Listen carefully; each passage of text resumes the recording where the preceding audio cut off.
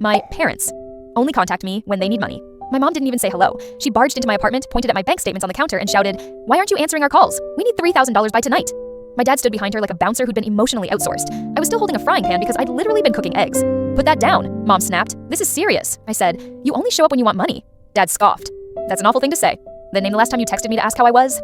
Silence. Mom finally said, "We raised you. You owe us." Here's the quick context. I moved out young, got a decent job, and every time they messed up financially, gambling, loans, random impulse purchases, they'd suddenly remember they had a child. But this time was different. This time, they didn't want a loan. They wanted me to pay off one of Dad's debts before his friend came collecting. Meaning, a guy named Razor who absolutely wasn't from the bank. Mom hissed, "If you don't help, we could lose everything." "You already mortgaged everything last year," I said. Dad stepped closer. "We need the money now." I crossed my arms. "I don't have it." He looked at my new TV. "Sell that." I laughed. "No." Mom's eyes narrowed.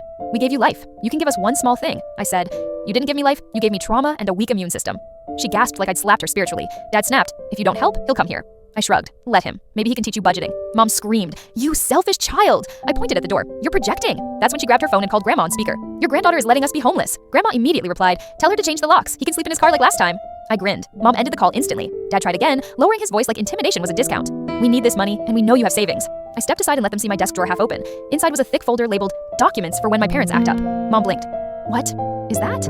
I opened it slowly, theatrically, like a magician revealing a trick. Inside were every loan they'd ever begged from me, every excuse, screenshots of their gambling app transactions, and a printed message where Dad wrote, "If Razor asks, tell him you saw me pay him." Mom snatched the folder and flipped through it, going paler by the page. This is taken out of context," she whispered. "No," I said. "This is the context." Dad tried to grab the folder. "You can't keep this stuff." "It's digital too," I said. "Cloud's a beautiful thing." Mom looked at Dad like she suddenly realized she married a financial sinkhole. Then, right on cue, someone knocked on the door. 3 loud, deliberate knocks. Mom whimpered, "It's him."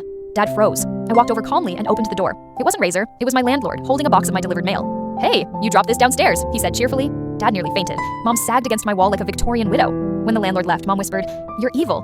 "No," I said. "I'm done being your ATM." Dad threw his hands up. "Fine, we'll leave. But don't come crying to us when you need help someday." I opened the door wide. "I told you last year, I don't need you." Mom stomped out, muttering curses. Dad followed, mumbling numbers like he was calculating every bad decision he'd ever made. But here's the twist. 2 hours later, I got a text from an unknown number. "Hey, this is Razor. Your dad gave me your address. Should I be talking to him instead?" I stared at the message. Then I smiled. I replied, "Yes, please talk to him.